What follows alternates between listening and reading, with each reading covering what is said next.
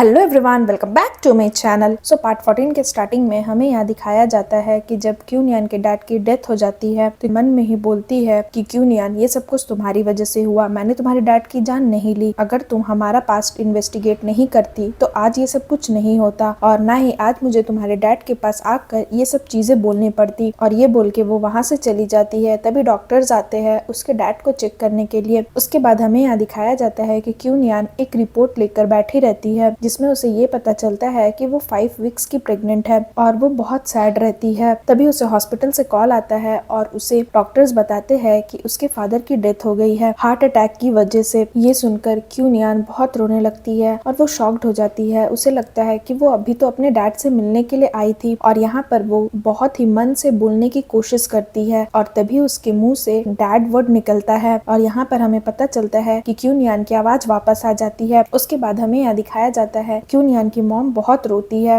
रोते रोते वो बोलती है कि अब मेरा और क्यूनियन का क्या होगा, हम लोग कैसे रहेंगे आपके बिना। इधर चियान और क्यूनियन की सिस्टर इन लॉ भी आ जाती है। यहाँ पर क्यूनियन अपनी मॉम को शांत कराने की कोशिश करती है। क्यूनियन मन में ही बोलती है कि डैड, जिसकी वजह से आपको ऐसा हुआ, मैं उसे जिंदा नहीं छोड़ूंगी। और तभी क्यूटोंग अपनी बहन के साथ आती है। तो यहाँ पर चियान की बहन गुस्सा हो जाती है क्यूटोंग को देखकर और बोलती है कि तुम यहाँ पर क्या कर रही हो, तुम्हें यहाँ पर नहीं आना चाहिए था, जाओ यहाँ से। तभी क्यूटोंग बोलती है, चियान ने मुझे बताया कि तुम्हारे डैड अब नहीं रहे इस दुनिया में। भले ही उन्होंने मुझे किडनैप किया हो, बट अब तो वो इस दुनिया में नहीं रहे, तो मेरा यहाँ आना तो बनता है। और ऐसे करके वो जैसे ही उसके फादर के ऊपर वो फूल चढ़ाने जाती है, उसकी मॉम उस बुके को लेकर के फेंक देती है। क्यूनियन की मॉम उसे बोलती है कि तुम्हारे वजह से मेरे हस्बैंड 3 साल तक जेल में रहे, तो तुम्हारी हिम्मत कैसे हुई यहाँ आकर अपना मुंह दिखाने की? क्या यहाँ पर तुम खुशी मनाने के लिए आई हो? क्यूटोंग की बहन लिन गुस्सा हो जाती है। तो वो बोलती है कि आपके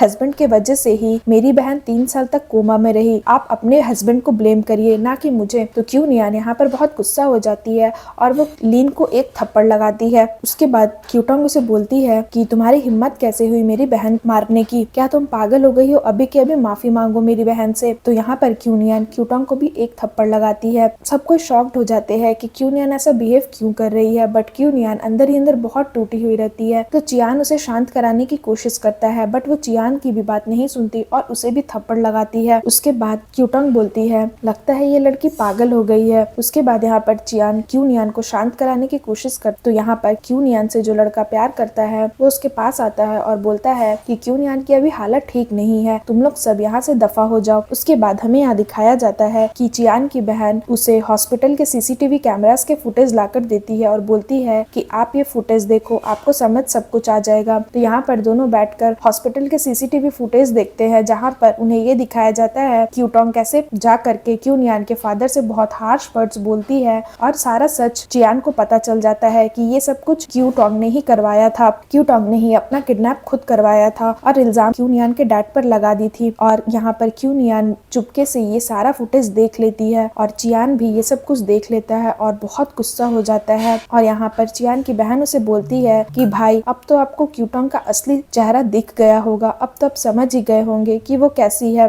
यहाँ पर क्यूनियन अपने आप को संभाल नहीं पाती क्योंकि वो क्यूटोंग के ऊपर बहुत गुस्सा हो जाती है कि उसकी वजह से उसके डैड की डेथ हो गई। उसके बाद हमें यहाँ दिखाया जाता है कि क्यूटोंग अपने शादी की तैयारी करती है और शादी वाला गाउन पहनती है और यहाँ पर उसकी सिस्टर उसे बोलती है कि क्यूटोंग, तुम तो बहुत ही प्रिटी लग रही हो, तुम किसी क्वीन से कम नहीं लग रही। तभी यहाँ पर क्यूनियन क्यूटोंग के पास आती है। तो यहाँ पर क्यूटोंग और उसकी बहन लिन दोनों क्यूनियन को देखकर शॉक्ड हो जाते हैं और बोलते हैं कि क्यूनियन, तुम यहाँ क्या कर रही हो और तुम ऐसे ड्रेस पहन कर क्यों आई हो? तो यहाँ पर क्यूटोंग बोलती है, इससे ये सवाल क्यों ही पूछ रही हो, ये तो गूंगी है, तुम्हें लगता है ये आंसर दे पाएगी? ये तो बोल ही नहीं सकती। तो यहाँ पर लिन बोलती है, अच्छा हाँ, मैं तो भूल ही गई थी कि ये तो बस बैबल करती है, ये तो कुछ बोल ही नहीं सकती, और वैसे भी ये अगर कुछ साइन लैंग्वेज में बोलेगी भी तो हमें समझ नहीं आएगा। तो यहाँ पर क्यूटोंग क्यूनियन को बोलती है कि वैसे क्यूनियन, तुमने तो कभी भी ये मैरिज वाली गाउन नहीं पहनी होगी क्योंकि चियान तो तुम्हें अपनी वाइफ की तरह ट्रीट करता ही नहीं और ना ही उसने तुम्हारे साथ एक ग्रैंड शादी की थी, तो तुम्हें इस गाउन को पहनकर कैसा फील होता है ये तुम्हें समझ नहीं आएगा। उसके बाद यहाँ पर लिन बोलती है कि मेरी बहन तुमसे कुछ पूछ रही है, उसका जवाब दो, और हाँ, अगर तुम बोल नहीं सकती तो तुम सुन तो सकती हो ना, या फिर तुम बहरी भी हो चुकी हो। ऐसे करके ये दोनों बहनें क्यूनियन को बहुत हार्श वर्ड्स बोलती है। तभी वहाँ पर चियान की एंट्री रही होती है। तो जैसे ही क्यूटोंग चियान को देखती है वो अपना रूप बदल लेती है और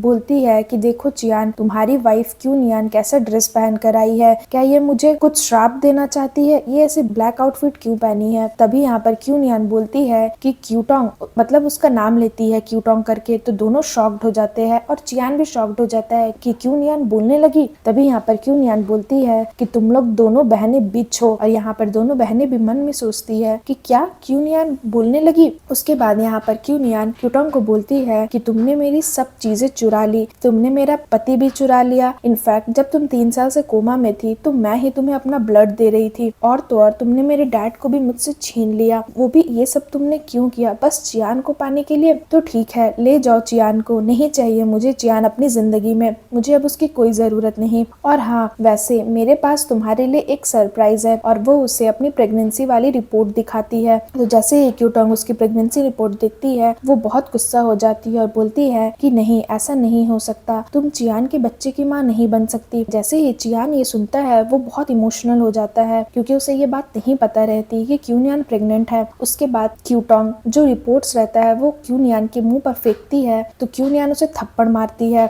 और बोलती है कि आखिर तुम अपने आप को समझती क्या हो। वैसे कैसे लगा मेरा सरप्राइज तुम्हें, मेरे फादर की डेथ हुई वो भी तुम्हारी वजह से, सब कुछ तुमने किया, अब देखना मैं तुम्हें छोड़ूंगी नहीं, तुम्हें इसकी सजा तो जरूर मिलेगी। उसके बाद वो जैसे ही जाने लगती है चियान उसे बोलता है कि क्यूनियन, क्या तुम्हें मुझसे कुछ कहना नहीं। तो क्यूनियन थोड़ा सा आगे जाती है और बोलती है कि हाँ, मुझे तुमसे कुछ कहना है ना, मुझे ये कहना है कि मुझे तुमसे डिवोर्स चाहिए। और ये सुन के चियान शॉक्ड हो जाता है क्योंकि अब क्यूनियन के मन में रिवेंज का भावना आ जाता है। वो सोचती है कि वो अब सबसे रिवेंज लेगी जिसने भी उसकी लाइफ खराब की। उसके बाद यहाँ पर क्यूटोंग बोलती है चियान को कि चियान, तुमने देखा ना, ये लड़की झूठी है, ये बस तुम्हें और मुझे अलग करने के लिए ये सब चाल चल रही है, मुझे नहीं लगता कि ये प्रेग्नेंट होगी, ये दुनिया की सबसे झूठी औरत है। उसके बाद यहाँ पर चियान उसे बोलता है कि वैसे क्यूटोंग, मैंने कभी भी तुमसे प्रॉमिस नहीं किया था कि मैं तुमसे शादी करूंगा, तो तुम ये आउटफिट क्यों ट्राई कर रही हो। उसके फादर की डेथ वो भी तुम्हारी वजह से हुई, तुमने ऐसा क्यों किया।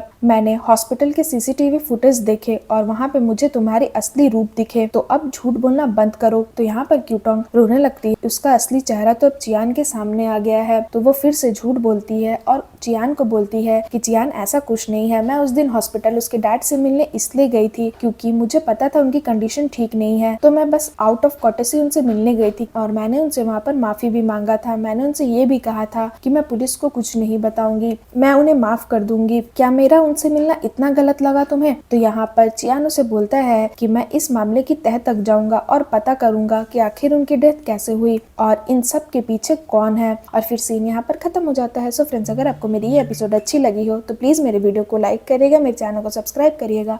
मैं जल्दी इसका न्यू एपिसोड लेकर के आऊंगी तो उसके लिए वेट करिएगा। सो फ्रेंड्स, आज के लिए बाय बाय, मिलते हैं फिर से एक न्यू वीडियो के साथ।